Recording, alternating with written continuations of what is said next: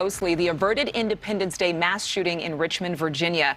2 men are in police custody now. Police say that they were planning to shoot people at the city's 4th of July celebration, but one phone call from someone who overheard them talking about the plot called 911, likely saving so many lives. Joining us right now in his first interview since the plot was busted, the congressman who represents the Richmond district where the shooting took place, Virginia Democratic Congressman Donald McEachin. Thank you so much for being with us. Thank you, and it's McEachin, like 3 words, McEachin. Forgive me, McEachin. I apologize. That's okay. It's a hard name.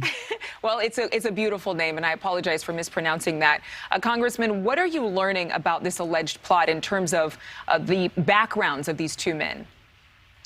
Well, you know, they've been charged with being aliens with a weapon, which obviously is an illegal act here, not only in Virginia, but in the United States.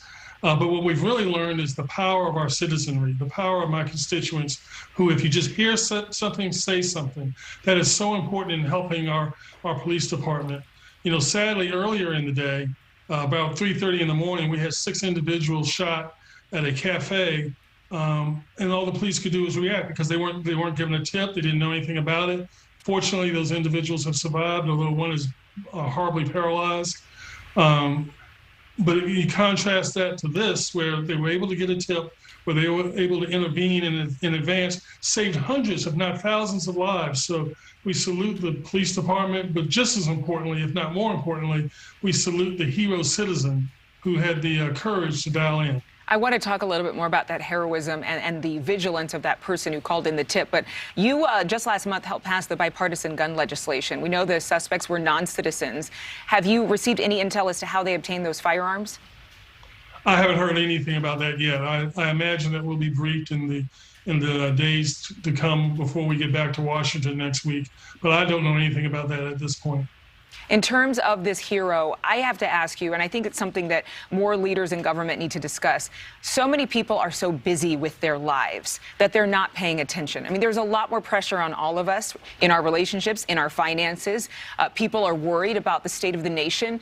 What would you tell not just your constituents, but Americans about how to be more aware, situationally aware? Because truthfully, we all need to be every single day. You know, it's a matter of public safety, and that's the key, public safety. That's not just the police department, that's not just your legislators, that's also our citizenry. And again, this person was alert, heard something, and dialed it in. If it turned out to be nothing, no harm, no foul. But it turned out to be something, and literally hundreds, if not thousands of lives were saved. Do you know anything more about the person who did make that tip and make that phone call? No, but I'd love for Congress to be able to give them an award.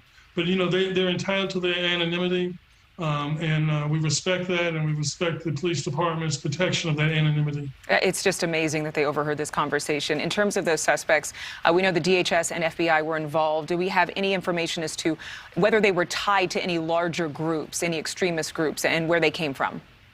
I'm not aware of that at this point. I don't believe that to be the case, but, you know, the investigation continues, and we will learn what we'll learn in the near future.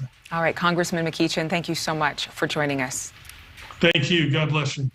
Thank you for watching. Go to newsnationnow.com to find NewsNation on your television provider. And don't forget to click the red subscribe button below to get more of NewsNation's fact-driven, unbiased coverage.